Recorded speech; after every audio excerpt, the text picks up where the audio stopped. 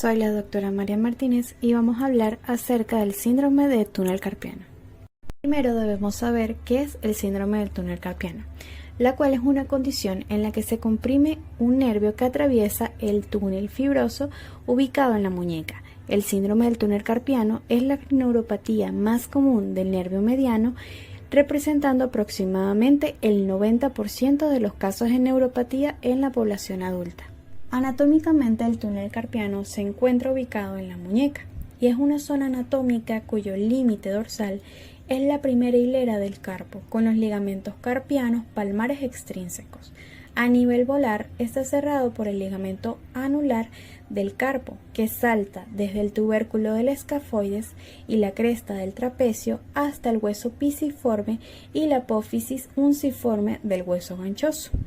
Él se encuentra dividido en dos túneles osteofibrosos, uno externo que contiene el tendón del palmar mayor y el interno que contiene los tendones flexores profundos, los tendones flexores superficiales y el nervio mediano.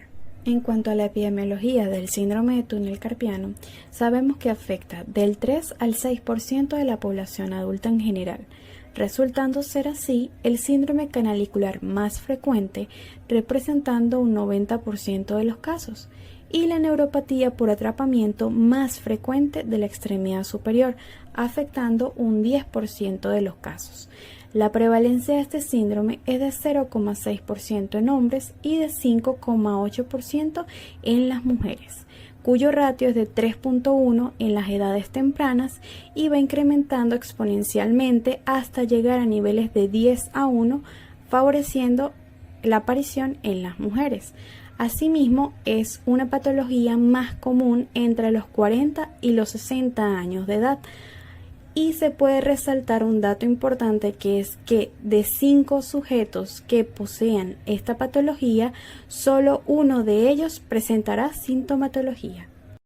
Entre los factores de riesgo para el desarrollo del síndrome del túnel carpiano, debemos ahondar en la historia clínica de nuestro paciente, interrogando antecedentes de hipotiroidismo, insuficiencia cardíaca, uso de anticonceptivos orales y diabetes, sobre todo porque estas patologías pueden aumentar el volumen de la vaina sinovial dentro del túnel, favoreciendo así el desarrollo de la patología.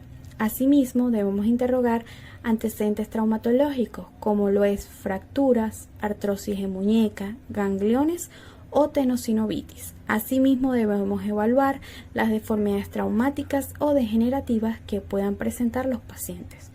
Algunos otros factores de riesgo importantes son la obesidad, el embarazo y la menopausia. Sin embargo, se considera que la causa más frecuente del síndrome de túnel carpiano es la idiopática, representando un 95% de los casos. Sin embargo, múltiples autores consideran que la etiología en gran medida es estructural, genética y biológica, la cual se ve influenciada por factores tanto ambientales como ocupacionales. La condición de riesgo viene determinada por los siguientes factores, que son repetitividad y postura, fuerza y duración, recuperación y descansos y presión mecánica, así como movimientos extremos entre los que se destaca presión o pinza con la mano, flexión y extensión de la muñeca, pronación y supinación de la mano, posturas forzadas mantenidas en el tiempo, apoyos prolongados sobre el talón de la mano, golpeteo repetitivo con el talón de la mano, así como sobrecarga mecánica de la muñeca, con movimientos repetitivos con ciclos inferiores a 30 segundos, apoyo sobre el canal del carpo y exposición a vibraciones mecánicas manos-brazos. Algo importante a destacar es que para que se considere enfermedad profesional, el paciente debe haber sido expuesto a movimientos forzados y repetitivos durante meses o a vibraciones mecánicas mano-brazo durante aproximadamente 1 a 3 años, posterior a lo cual aparecieron los síntomas característicos del síndrome de túnel carpiano. La interacción entre los factores internos y los factores externos mencionados anteriormente, a los cuales se expone el paciente, pueden generar aumento de la presión del túnel, con lesión tanto de la microcirculación como lesión de la vaina de mielina, lo cual conlleva a la lesión del axón y por lo tanto compresión además del tejido conectivo, lo que genera la hipertrofia del tejido sinovial y finalmente causa la sintomatología característica del síndrome del túnel carpiano. El cuadro clínico típico cursa con dolor y parestesia en la cara volar de los 3 primeros dedos y en la mitad radial del cuarto. En los casos laborales se suele afectar la mano dominante y los síntomas aparecen posterior a la finalización de la jornada laboral. Asimismo, los síntomas nocturnos suelen presentarse en aproximadamente un 50 a un 70% de los pacientes. Es importante resaltar que el síndrome de túnel carpiano, su instauración puede ser aguda o crónica y es importante resaltar que en ningún caso la forma aguda es enfermedad profesional o relacionada a los esfuerzos o factores externos a los que se ve expuesto el paciente en las jornadas laborales. La forma crónica del síndrome de túnel carpiano inicia poco a poco con síntomas intermitentes en 3 fases bien definidas. La fase 1 o fase inicial, donde no hay lesión morfológica del nervio y los pacientes presentan mejoría con tratamiento conservador. Luego la fase 2 o la fase intermedia, ya se evidencia un déficit sensitivo y en algunos pacientes incluso puede haber déficit motor. Estos casos mejoran solo de forma transitoria con tratamiento conservador, pero los síntomas reaparecen nuevamente. Y la fase 3 o la fase avanzada es cuando se presenta atrofia tenar y daño del nervio. Esta solo presenta mejoría después de la realización de la cirugía. El diagnóstico del síndrome de túnel carpiano se basa principalmente en el cuadro clínico, por lo tanto la exploración y la anamnesis son determinantes. Sin embargo, también se realizan estudios de imagen como lo son ecografía, resonancia magnética y electromiografía, de las cuales hablaremos más adelante. A pesar de que los signos clínicos suelen ser imprecisos en la fase inicial, es importante conocerlos. El primero es el test de Durkheim, en el cual se realiza compresión del carpo. Es el más sensible y específico, y este permite la reproducción de los síntomas en menos de 30 segundos, mientras se presiona con ambos pulgares en el túnel carpiano.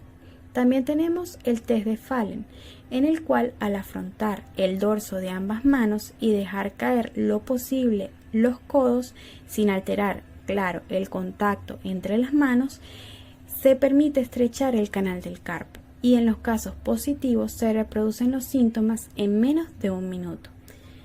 Además, también tenemos el signo de Tinel, en el cual al realizar la percusión sobre el trayecto del nervio mediano se produce dolor in situ y parestesias en el recorrido distal del nervio y sus ramas. Entre otros signos clínicos presentamos el diagrama de Katz, que es un esquema el cual se representa la cara dorsal y palmar de la mano y el antebrazo del paciente, el cual debe marcar la localización específica de sus síntomas, caracterizando a estos como dolor, hipoestesias y parestesias o cualquier otro síntoma con símbolos distintivos. Una vez realizado el diagrama, este se puede clasificar en clásico, probable, posible o improbable. También tenemos la prueba de Semmes-Weinstein, la cual permite la discriminación entre 2 puntos, y esta suele dar positiva cuando es mayor a 6 milímetros. Es sensible en la detención del deterioro del nervio mediano en las fases tempranas de esta patología. Y por último tenemos el test de colapso, el cual es una prueba de alta sensibilidad y especificidad, en la cual el paciente coloca los codos pegados al cuerpo a 90 grados de flexión, con las palmas afrontadas. El paciente entonces resiste el esfuerzo del examinador para juntar sus manos y a continuación se presiona el túnel. El test es positivo si aparece debilidad en el antebrazo de forma transitoria.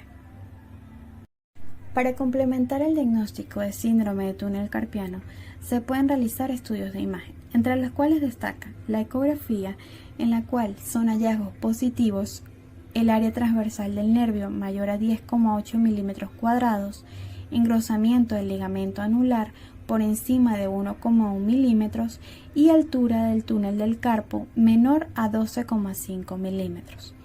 Asimismo, en la resonancia magnética se considera un indicativo el edema difuso o el aumento del tamaño del nervio mediano o el aplanamiento del mismo a nivel del hueso ganchoso. También se pueden realizar exploraciones neurofisiológicas como es la electromiografía, la cual tiene una sensibilidad del 96 al 98% para la detención de esta patología. Asimismo, permite reevaluar la gravedad de la afectación del nervio y entre los hallazgos electromiográficos se pueden resaltar la prolongación de latencias motoras y sensitivas, el lentecimiento de la velocidad de conducción nerviosa y la degeneración del músculo aductor pollicis brevis. Las intervenciones utilizadas para tratar el síndrome de túnel carpiano varían desde terapia física, entre la cual destaca la crioterapia y sesiones con fisioterapeutas. Modificación del trabajo, con asesoramiento para limitar la flexión y extensión de la muñeca, reducir las actividades de trabajo pesado, evitar movimientos repetitivos, reducir la intensidad de las tareas manuales cuando sea factible. Esto va a permitir prevenir la progresión y promover la recuperación de esta patología. El uso de órtesis, que son uso de férulas para ubicar la muñeca en una posición neutral.